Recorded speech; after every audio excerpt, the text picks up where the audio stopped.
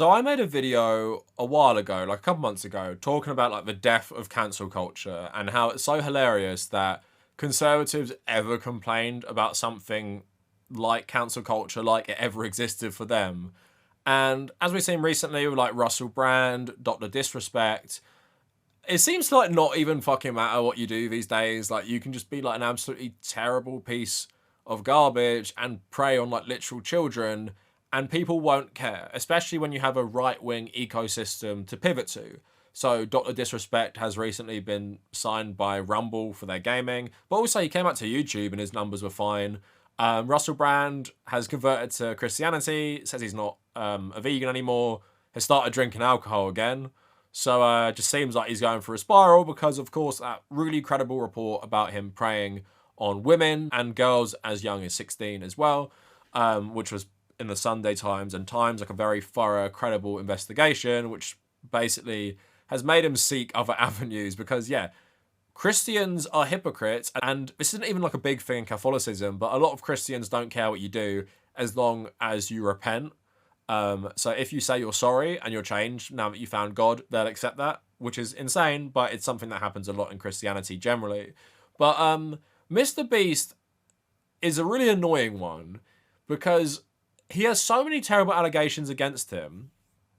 Of course, like, not all of them can be true, but Mr. Beast has been like really calculating in his comeback, and he also knows a lot of people don't give a shit about these things if you like address them. And I've said this before, it seems to be for a lot of people on YouTube, like a lot of idiots and maybe younger people, that if a YouTuber in controversy like addresses what happens, that's pretty much good enough. Like, you don't have to apologize, you don't have to make amends, you just address it. Now, I just made a video recently about JonTron and Ethan Klein. Like, I featured a little bit in there.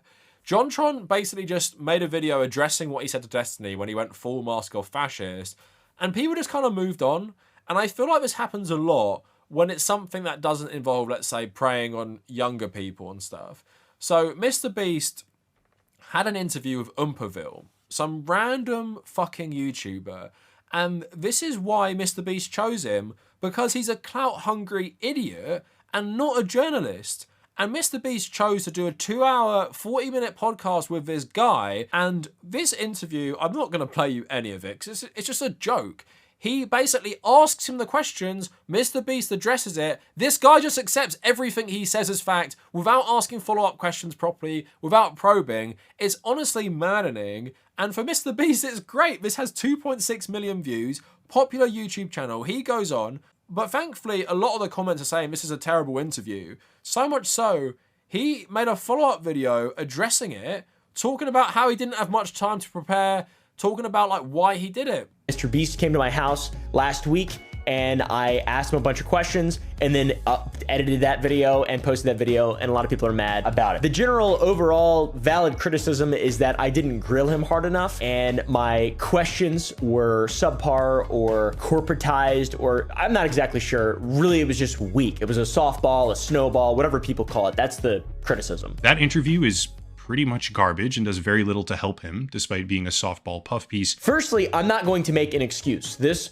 conversation that I had with Mr. Beast was completely deliberate. This is what I wanted to do. Philosophy behind it was, I'm gonna let him say what he wants, and this is going to be his form of a response. If he is a hypocrite, and people can prove him to be a hypocrite, then so be it. I just don't have the dog in me, the journalistic integrity dog, the genius guy who can remember things that actually matter dog. I have a different type of dog in me, and it's severely deformed and probably brachiocephalic. That's why I have 2 pugs. So yeah, once again, intentional. I didn't mean for it to be bad. I wanted it to hopefully be a meaningful source of information. People could watch the video, see what Mr. Beast had to say, and then they could fact check it themselves or whatever. I didn't intend for this to be the end of the conversation. I didn't go into this with an agenda. I definitely missed a lot of questions, and I definitely didn't push back enough. So I totally get most, like 99.9% of the criticism. Some people are just mean. And this guy is just so fucking stupid and doesn't realize how damaging this is.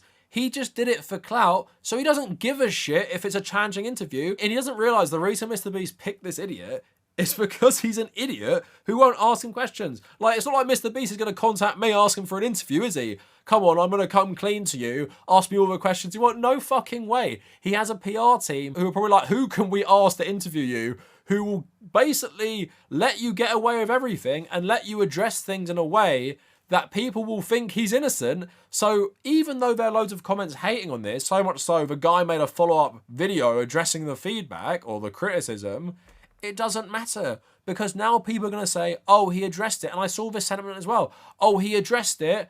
His point of view must be the right one, because I don't know why you'd believe him, but people just want to. Everything just becomes like muddied now. So even if we say to like people, Mr. Beast is bad because of X, Y, and Z, they're just going to say, but Mr. Beast said this. He said this and that guy was wrong.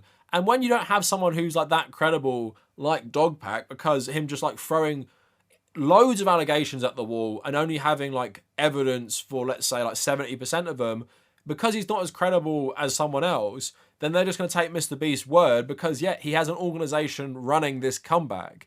Now, Mr. Beast has now uploaded videos of like Ronaldo, which obviously did really well. Cristiano Ronaldo. For $1 million, Khalid is going to be going head-to-head against the ultimate football phenomenon, Cristiano Ronaldo. The thing standing between you and this $1 million in your bank account is Ronaldo. I put my lucky shirt with Mr. Beast. Oh! He's like my number one fan. He's your number one fan? I'm his number one fan. You're stuttering, you're nervous. Bro, lock in. This is a lot of money. Ronaldo doesn't give a shit about anything Mr. Beast's done. He's actually like the PR mouthpiece for the Saudi government's takeover of football. So you can understand why Mr. Beast went for that. One of the most famous people on the planet as well. I just feel like Mr. Beast is going to get away with everything. But also, the Amazon work stuff has never been addressed properly. All the terrible work at exploitation, all the terrible working conditions in Vegas and in Canada. Because, again, YouTubers are not equipped to ask these questions, especially when they have no fucking education in this stuff, when they aren't journalists, when they're just like drama slop YouTubers. How are they gonna handle the most rich, powerful YouTuber with a massive team behind him, dancing rings round him in an interview? It's hardly Frost Nixon, is it? But you don't even have to have an education, right? Like, I used to be a journalist, have a good education in things like politics and history or whatever. And I feel like because I care and I have a consistent political ideology, I'd want to challenge Mr. Beast because he is the elite who runs companies that treat workers like shit. So I have the incentive from my own personal morals to grill this guy. Someone like Ompaville has no fucking incentive to do this and doesn't want to be seen as a journalist. So why would he do that? He wouldn't. So what's going to happen now? Mr. Beast's Amazon show is going to come out. Maybe more allegations will come out, but he's going to be more careful. He's going to be more curated. He's not going to be like running a company like he used to. So he's just going to get away with it. And in 5 years' time, people will probably forget. And apparently, I saw a clip the other day. He still thinks he's going to be president. In July, you tweeted, if you were to lower the age for president, that you might run. Do you still think that ever? No. I mean, I might when I'm older, but not. No, if they lowered it, that was mostly a joke just because I knew people would freak the fuck out and talk about it. And it worked. Me. Yep. But I would, if I were to, it would probably be like when I'm like 50 or 60, because I would need to like accomplish everything I want in business and stuff, and then probably take like 10 years, and I'd have to go be like do something at the local level and then the state level and work my way up. But yeah, we'll see. But there could be potentially a President Beast. You never know. Oh yeah, 100%. Yeah. What an insane person. If he wants to be president, that is one thing I would say is not going to happen, because if you try and run to be president, people are going to dig this stuff up again. And it just seems to me, Mr. Beast is just a huge narcissist. So much testimony to him being an absolutely terrible piece of shit personally. Doesn't care about anyone. Doesn't care about anything but the algorithm and making money. And I just love also how, as someone who was the first Mr. Beast hater and been told my whole time I've been making videos on him, he's just a good guy who wants to do charity. No one believes that anymore. And he's not even pretending that's what he wants to do. Now that he's obviously been exposed for like crypto scams as well, which seemed to be like so obvious because he fucking admitted it like years ago. CoffeeZilla making his own video investigating that. where Mr. Beast isn't addressing it either. I investigated Mr. Beast, who is recently accused of making $23 million with insider trading and scams. I wanted to know the full story, so I reached out to everyone, from researchers to crypto projects, even to Mr. Beast himself. And let me say, the story is more complicated than you think. I want to be clear. What Mr. Beast did, what his team did, is shady. Seems like nothing's going to touch this guy because he's so insulated, and YouTube are not going to do anything because he's the biggest moneymaker for them, so why would they? So yeah, the comeback from Mr. Beast is pathetic, but it's stupid that YouTubers and podcasters are letting him come on like he hasn't been embroiled in loads of controversy, some of it like absolutely insane, but also no one cares about the worker stuff. So no one asks him about the worker stuff because all they want is the juicy drama, and they want to say, oh, well, will you sue Dogpack? Will you respond to Dogpack's allegations? Why don't people get him to respond to the worker exploitation on the Amazon set? And if he had an interview with an actual journalist, they would ask him that, but he's never going to because he knows if it's a YouTuber who wants to be his pal, he can completely control the conversation. So yeah, that is it for my Mr. Beast update video, but let me know what you guys think, and thank you for watching.